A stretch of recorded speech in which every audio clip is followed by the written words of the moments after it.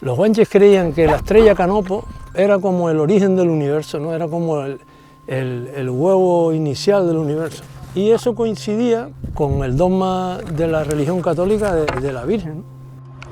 No todo el mundo sabía silbar, ¿eh? Además, es un arte y el silbo, hay gente que por mucho que lo intente, no le sale, no sé por qué, pero no le sale. Le dije, dile al cámara que venga para acá.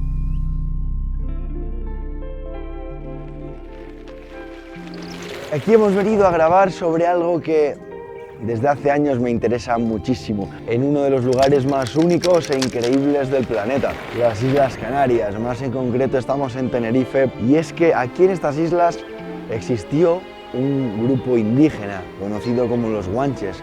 Tenían parentesco con los bereber, con los amasij de Marruecos, del desierto del Sáhara, y que durante siglos se mantuvieron completamente aislados, y eso marcó profundamente la identidad del pueblo canario, incluso hasta los tiempos modernos, hasta la actualidad. Aunque hoy en día no existe un pueblo puramente guanche, esa identidad ha llegado hasta los tiempos modernos y hemos venido a rescatar estas costumbres y estas tradiciones que todavía llegan hasta estos tiempos presentes.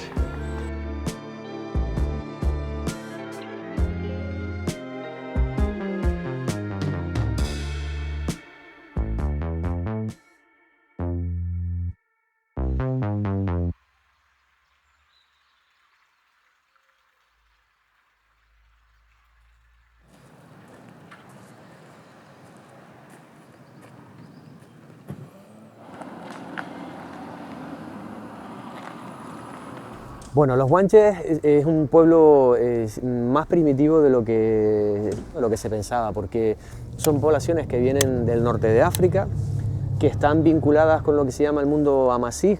Estas poblaciones son nómadas, se mueven prácticamente desde Libia, ¿no?, hasta lo que es la fachada atlántica de África, y luego pasan a Canarias. Entonces en Canarias lo que observamos es que se acaban configurando culturas insulares con ligeras diferencias entre unas islas y otras, ¿no? Hay un haplogrupo que es característico de Canarias, que ya no existe en el norte de África, tuvieron que pasar miles de años, ¿no? Y eso probablemente lo que quiere decir es que a lo mejor el poblamiento de Canarias es aún más antiguo de lo que sabemos por las dataciones absolutas, ¿no? En concreto hay 3 islas de este archipiélago en las cuales esta ascendencia genética guanche es especialmente alta: Tenerife, La Gomera y El Hierro. Y en las 2 primeras, Tenerife y La Gomera, es que vamos a concentrar este reportaje y esta investigación sobre esas costumbres y tradiciones guanches prehispánicas que aún viven hasta los tiempos modernos, como puede ser el salto del pastor y el silbo gomero. Yo porque yo no mareo ni hostia. Y este camino es el que recorría la imagen de la Virgen cuando la llevaban a la sede del poder. En época de plagas o de sequía, la llevaban por aquí, pero tú imagínate transportar por este camino al hombro una procesión de ese tipo. Si te fijas bien, a lo largo del camino vadeas un par de barrancos que no puedes pasar por otro lado. ¿Ves la basílica que hay allá? Donde hay una entrada en el mar, que se ve un edificio más grande allí que tiene una plaza delante, que después viene un polígono industrial. Sí, creo que sí. Esa es la Basílica de Candelaria. Todas las islas están divididas bien en lo que se llamaban bandos, cantones o menseyatos, ¿no? El mensei vendría a ser el rey o el jefe, ¿no?, de ese territorio, y son territorios autosuficientes desde el punto de vista económico, ¿no? Es decir, tienen un recorrido que va desde la costa hasta la cumbre. Eso permite que haya una transhumancia del ganado, que se puedan explotar los recursos de la costa, los recursos de la montaña, y que, bueno, pues que puedan, como digo, tener una vida autosuficiente, ¿no? Hoy en día hay un montón de imbéciles publicando la situación de los yacimientos arqueológicos, y después detrás van otros más imbéciles todavía y los destruyen. Los guanches creían que la estrella Canopo era como el origen del universo, ¿no? Era como el huevo inicial del universo. Y eso coincidía con el dogma de la religión católica de la Virgen, que para ellos era Chajiraji, a su vez se acabó convirtiendo en la Virgen de Candelaria. Pues los cristianos lo que hacen es que instauran el culto a la Virgen de Candelaria, que se celebra casualmente en el caso de Tenerife el 2 de febrero y el 15 de agosto, como una suplantación de un culto anterior, en este caso la estrella de Canopo, que es la que marcaba la festividad del Beñesmer, ¿no? Escuchándoos, incluso hoy en día me doy cuenta que hay muchas palabras aquí en Canarias que tienen el origen en la lengua guanche, ¿verdad? Ah, en el siglo XVII todavía había pueblos donde hablaban en guanche, pero como toda lengua que no entra en el circuito comercial, se va perdiendo. Hay determinados tipos de costumbres y de comportamientos que se comparten en todas las islas, y uno de ellos es el uso de lanzas para desplazarse. Así que básicamente es una antigua tradición o costumbre principalmente para poder desplazarse más ágilmente en un terreno que es muy complicado, que hoy en día se llama salto del pastor, pero que se utilizaba mucho más allá que los pastores. Sí, lo utilizaban hasta los curas, los carteros, los tratantes de ganado, los arrieros, lo usaba todo. En La Palma sobre todo lo usaban también las mujeres. Leí que también se hacían momias. El sistema de momificación, más bien que ellos llamaban mirlado, no es exactamente como el de los egipcios. En el Hierro se encontró una en perfecto estado, sobre un tablón que tenía grabadas letras del alfabeto líbico amasij. Su lengua pertenece al tronco lingüístico norteafricano del tamasij, ¿no? Y probablemente fruto de ese aislamiento entre unas islas y otras van apareciendo variantes dialectales, ¿no? Durante siglos, sobre todo en el siglo XIX, algunos científicos se dedicaban a pagarle a los cabreros y a la gente que andaba por los riscos, sobre todo los horquilleros, los que recogían horquillas, y compraban momias o cráneos guanches, que hay en un montón de museos del mundo, en Alemania, en Argentina, en Cuba, en el British Museum, en Madrid hay una que dice que no nos la devuelven porque tienen miedo que en el traslado se rompa. Una desgracia como otra cualquiera. Algo muy interesante en esta situación que se nos va a dar ahora y que corrobora las ventajas de moverse, desplazarse y descender estos riscos con lanza es que nosotros que no tenemos lanza no les podemos seguir. No puedo, para mí descender es mucho más complicado.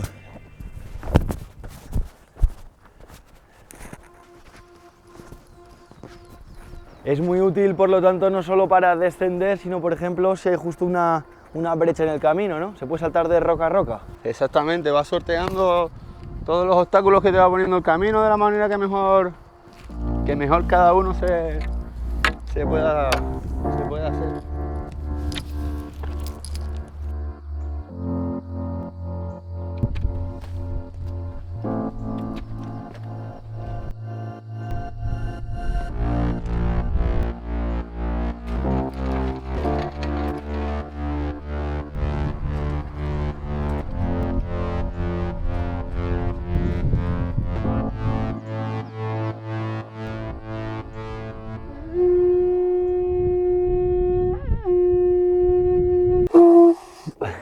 Ahí va, ahí va, ahí va. Eso fue un re. ¡Ah!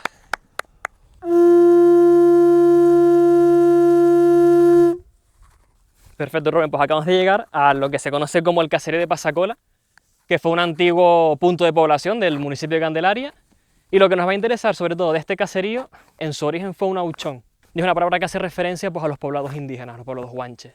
Y aquí, en contraposición de lo que hemos visto atrás, vamos a tener una casa pues mucho más sólida que obviamente pues, ha resistido mejor el paso de los años. De hecho, lo más reseñable de aquí, sin duda, yo creo que es la ventana.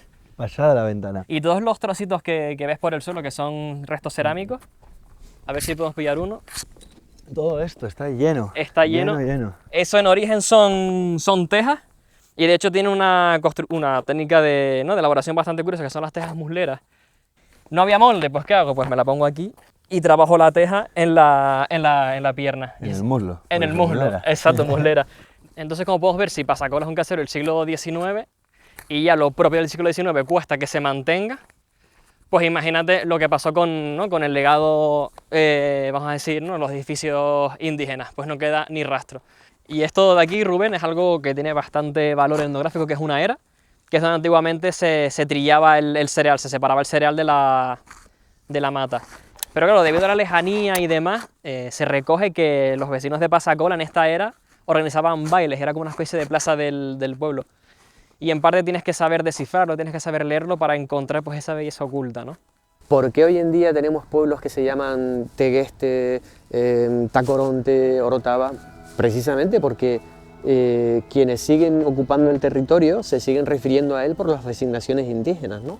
A pesar de que hay un proceso de conquista y colonización que causa estragos, el mundo indígena no desaparece de forma inmediata, pervive en el tiempo, ¿no? Y está reflejado en la toponimia, en la pervivencia de determinadas tradiciones, ¿no? Y por tanto hay que ver con matices y entender con matices ese proceso, como digo, de colonización que en algunas islas se extendió durante muchísimo tiempo, ¿no? Claramente, pues Canarias en la conquista, una forma de subyugar al pueblo es atajarle por las costumbres, quitárselas, la lengua, quitárselas y las creencias.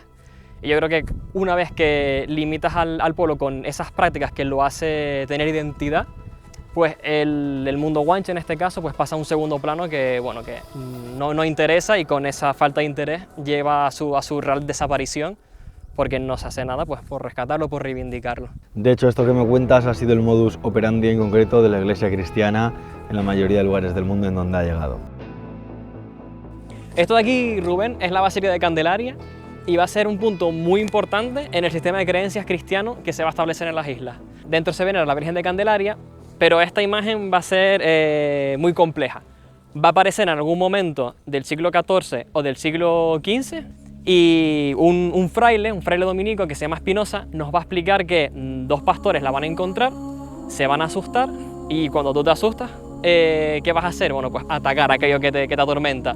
Uno de estos pastores va a coger una piedra, la va a tirar, y justo cuando la va a tirar se le queda la mano trabada. Y el otro compañero, para también ir en contra de la imagen, va a sacar su tabona, su cuchillo, y va a ir a cortarla, y mientras va cortando la imagen se da cuenta de que no corta la imagen, sino se está cortando su dedo. Van a volver a su sitio, ¿no?, a su pueblo, y van a bajar con el rey, con el Mensei.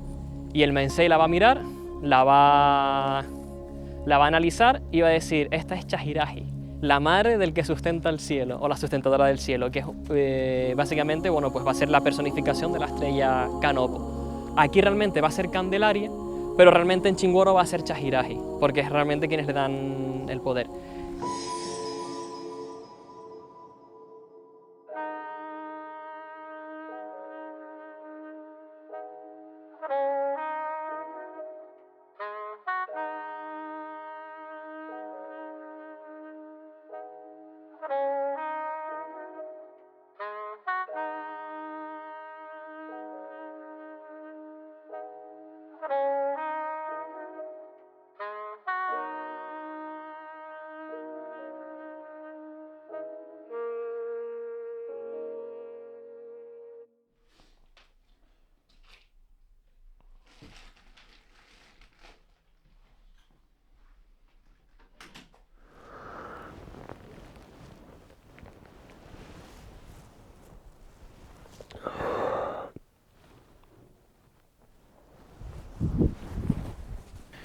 Estoy completamente fascinado con toda esta cultura y tradiciones que me estoy encontrando en las Islas Canarias, más en concreto en Tenerife, porque el Salto del Pastor es un símbolo de identidad, es un orgullo cultural, pero no es solo algo que quieran rescatar por la nostalgia del pasado o mantener en el tiempo por la nostalgia del pasado, sino que es realmente útil.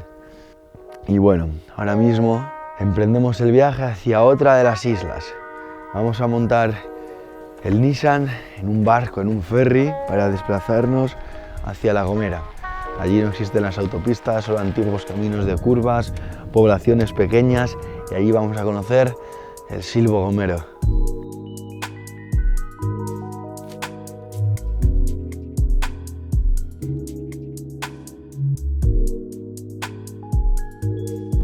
Estos días el Nissan está siendo nuestra casita rodante.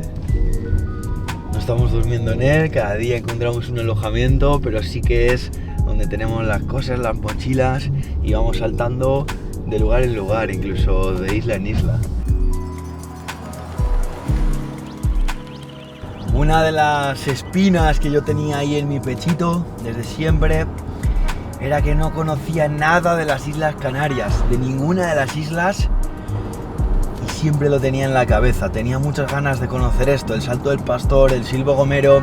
Fijaos aquí ahora por estos caminos de montaña, rutas a través de los riscos, de curvitas, disfrutando el paisaje, uno de los paisajes más salvajes, una de las islas más inhabitadas, La Gomera.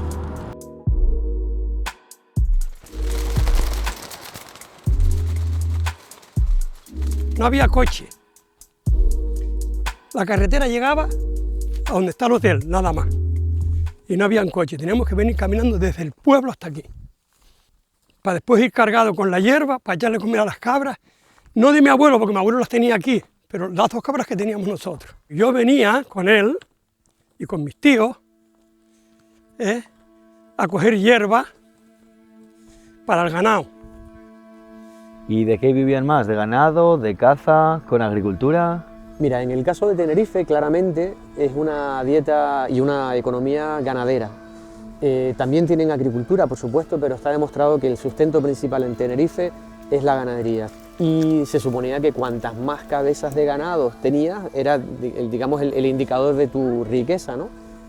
Y bueno, eso se mantiene de forma más o menos estable hasta que se produce lo que es la conquista. Entonces silbaba yo a mi abuelo, desde allá hasta aquí, o a mis tíos, por si necesitaban algo, porque...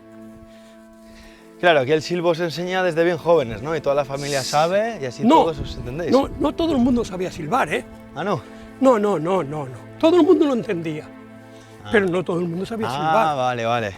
Claro. Además, es un arte y el silbo, el sonido ese del silbo, hay gente que por mucho que lo intente, no le sale, no sé por qué, pero no le sale. Es como con la palabra, hay buenos oradores y malos oradores. Y aunque no sea tan complejo como un idioma puramente hablado, sí he visto que dentro de los idiomas de silbidos en el mundo, que hay otros, este sí es el más completo, eso he leído yo. Este es el más adelantado, el más estudiado y el más conocido. Es el silbo gomero.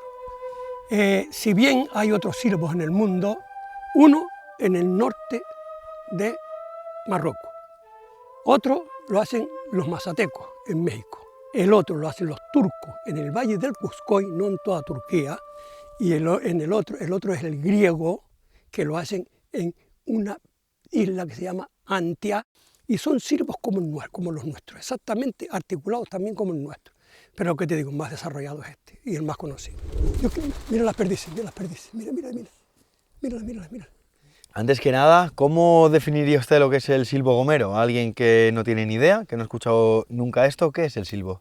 Bueno, el silbo es un medio de comunicación a larga distancia, que con él nos podemos comunicar cualquier tipo de mensaje. Ya está uno viejo para esto, amigo. Sí, además el terreno es complicado. Mucha roca suelta. Ya está uno viejo para esto. Eugenio tras de mí y Eddie al otro lado del barranco. Se van a comunicar con el idioma de silbitos, el silbo gomero.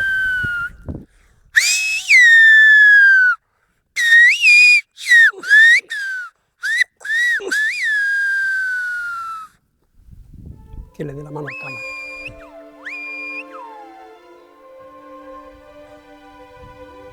Que te dé la mano, dice. Ay, mira. Mira.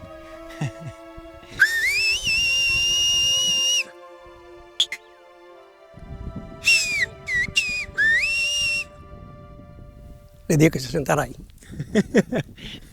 Qué bueno, ahí se sentó. Y esto es algo súper antiguo, ¿verdad? Esto es de siglos atrás. Bueno, es tan antiguo como los primeros pobladores que llegan a La Gomera vienen con el silbo. Pero creemos que venga desde el norte de África con los primeros pobladores que llegan a la isla de La Gomera. Es un valor de de primer orden a nivel cultural es el silbo de La Gomera.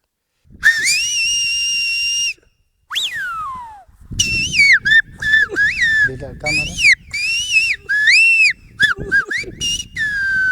que se quede ahí un momentito. Dile a la cámara que se quede ahí un momentito. Que te quedes aquí un momentito, dice. Sí, se lo ha dicho. Qué locura, tío, no entiendo nada, estoy flipando. Me es súper sorprendente porque es que son mensajes, vamos, o sea, son elaborados. Es una lengua. Claro, ¿Sabes claro, por, pero... ¿Sabes por qué no es una lengua el silbo? Porque no tiene palabras propias. Una lengua es aquella que tiene palabras propias, vocabulario propio. Nosotros no. Nosotros lo que hacemos es... ¿El fotógrafo es de Tenerife? Es de Tenerife y es fotógrafo. Jonás se llama, Jonás. calcar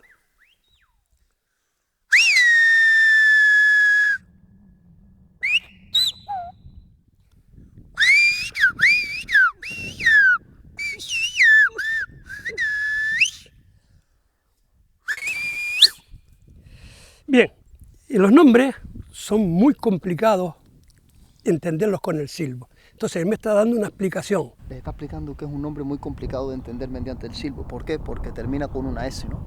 Y me decía que el nombre de él es muy parecido al Parque Nacional nuestro. Y él se llama Jonás. Sí, Jonás. En efecto, muy bueno. Muy bueno. Bueno, que venga para acá. Sí. Lo que nosotros hacemos es calcar la palabra hablada. Es decir, pasar palabra hablada a palabra silbada. Es por eso que el silbo es un lenguaje. El silbo gomero ha formado parte de esta cultura canaria, sobre todo del pueblo de La Gomera, desde hace siglos, traspasado de generación en generación, de padres a hijos hasta los tiempos modernos. Ahora algo ha cambiado y es que también se imparte en los colegios.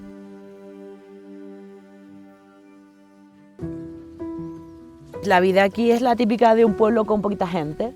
Es verdad que la gente se piensa que nosotros aquí nos aburrimos un montón y nada más lejos de la realidad. Aquí estamos todo el día trasteando, como decimos nosotros, ¿no? Tenemos aquí detrás el colegio del pueblo, en el que actualmente hay 9 niños. Tenemos un elemento diferenciador, como es la forma en la que se comunicaba la gente aquí antiguamente y que todavía hoy prevalece en las nuevas generaciones gracias a diferentes agentes que se dieron en su momento y que llevaron el aprendizaje de esta tradición a los centros educativos, ¿no?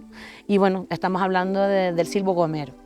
Vale, aquí lo que me gusta es que hay desde antiguas leyendas o eminencias del silbo con casi 100 años que aún siguen ahí, luchando, con nuevas generaciones también, que ya te decía, antes de venir me han hablado de ti muy bien. Tú has aprendido en la escuela, ¿verdad? Sí, yo en la escuela, con la asignatura de lengua. Con la asignatura de lengua, va incluida en la de lengua.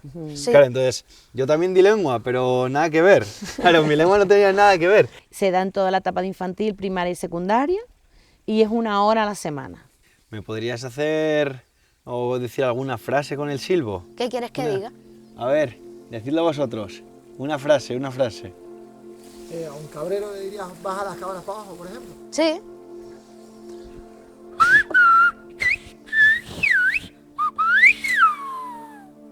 Hay una frase que dice, con el silbo se puede silbar hasta el Quijote, la cosa es entenderlo. Aprendiendo a silbar llevo toda mi vida, silbando llevo 1 año, 1 año hace el 2 de febrero. ¿Cuántos tienes tú ahora? 11. 11. ¿Y qué sentiste ese primer momento que dijiste, acabo de conseguirlo? Casi me muero.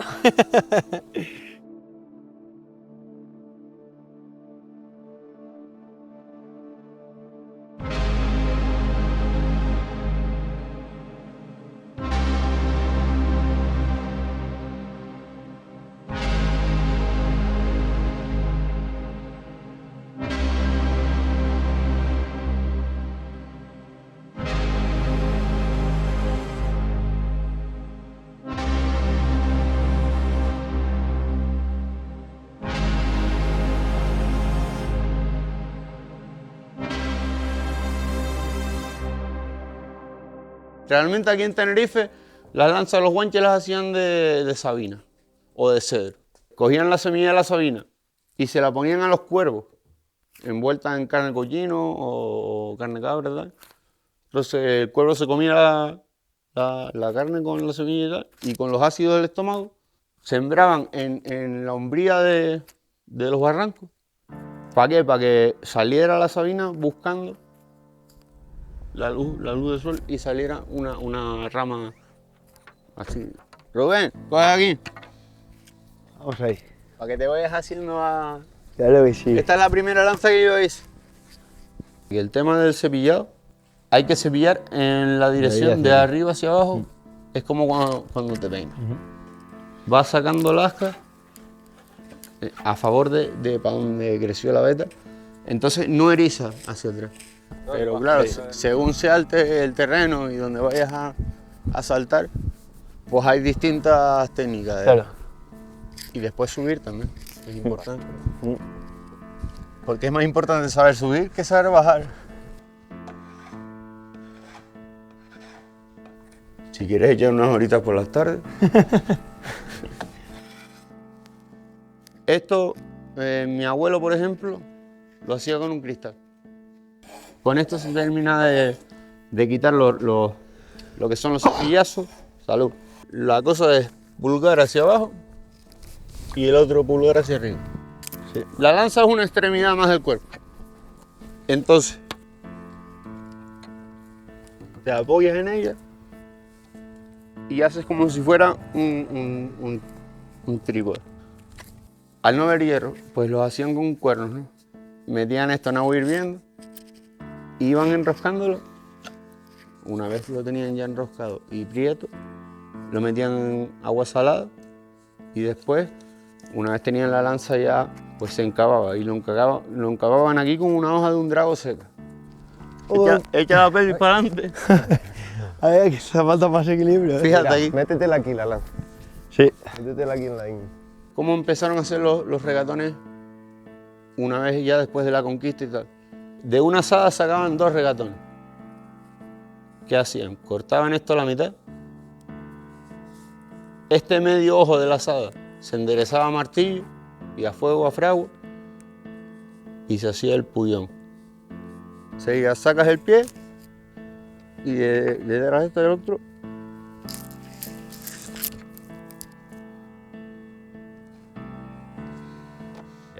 Bien. Este regatón puede tener 150 mínimo. Y ya esto tiene una elaboración mayor. Depende de la isla, tiene un nombre, lo que viene siendo la herramienta. En Tenerife y La Palma pues se llama lanza. En Fuerteventura le dicen lata, porque el dar la lata era cuando llegaba el padre, ¿no? A lo mejor a mediodía a la casa y le decía al hijo: toma, coge y vete y encierra tú las cabras. Y el hijo decía: ya yo va, no me des la lata. Eso Buena. ahí estaría. Sí, señor. ¿Qué pasa? Que en el transcurso del tiempo y con la creación de las carreteras y demás, pues se fue dejando de usar. Los últimos que quedaron así por las zonas más descorchadas, ¿sabes? y más abruptas fueron los pastores. Por eso quedó en manos de ellos la utilización de la lanza, del garrote, del hastia, como lo quieras llamar, depende de la isla. Lo más vistoso es el salto, pero realmente ellos iban buscando la manera más fácil de acceder sin tener la necesidad de lesionarse, pues no te podías permitir el lujo de lesionarte.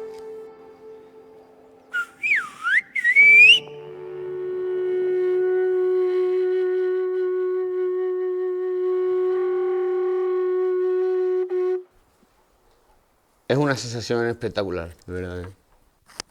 Sensación de libertad y de arraigo hacia la tierra y de llegar a lugares que hoy en día pues no llegan los barcos, no llega el turismo.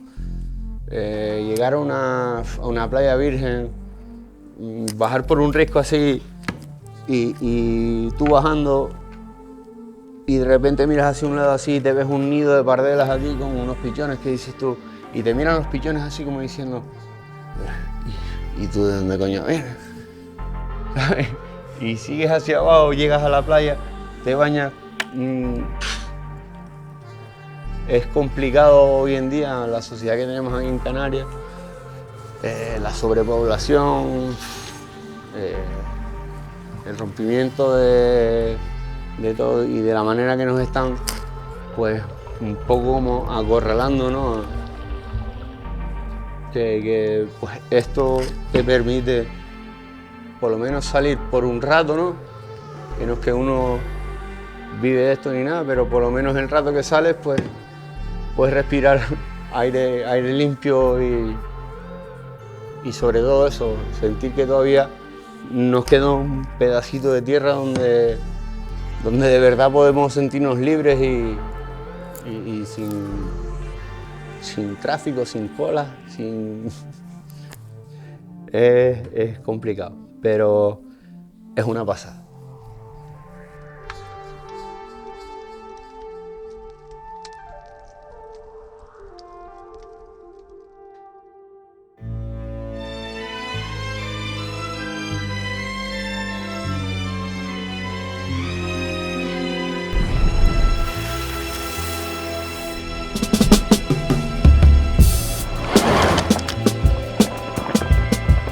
Y hasta aquí la primera ruta en la que hemos comprobado que el Teide no es únicamente el techo de España, que las Canarias no son solo un lugar bonito, sino un archipiélago increíble en donde la naturaleza, la cultura y la historia se conectan y aún hablan para quien pueden escucharlas. Hemos descubierto la historia de los guanches, desde esos orígenes en África hasta la conquista y las tradiciones y costumbres que aún perviven en los tiempos modernos. El salto del pastor, el silbo gomero y muchísimos más que siguen forjando y formando con orgullo esa identidad del pueblo canario. Me gustaría dar las gracias a Nissan por confiar en mí para enseñar España de esta forma. Rutas off-road, llegando más allá de lo que aparece en los mapas. Y lo mejor de todo es que esto no ha hecho nada más que empezar, porque este es el primer episodio, pero llegan otros 3 más. Atentos al canal de YouTube de Nissan, porque las próximas aventuras serán en 3 ecosistemas completamente diferentes. Desierto, montaña y nieve, y playa y costas. Es lo único que voy a adelantar por ahora, pero todo esto forma parte de un proyecto llamado The X-Trails. Y además, gracias a Nissan también vais a tener los links a los mapas, a las rutas en Google Maps, para que podáis recrearlas, para que podáis revivirlas con los puntos de interés y a vuestra manera. Las 4 rutas las tendréis disponibles para vosotros. Ahora sí, nos vemos en la próxima ruta.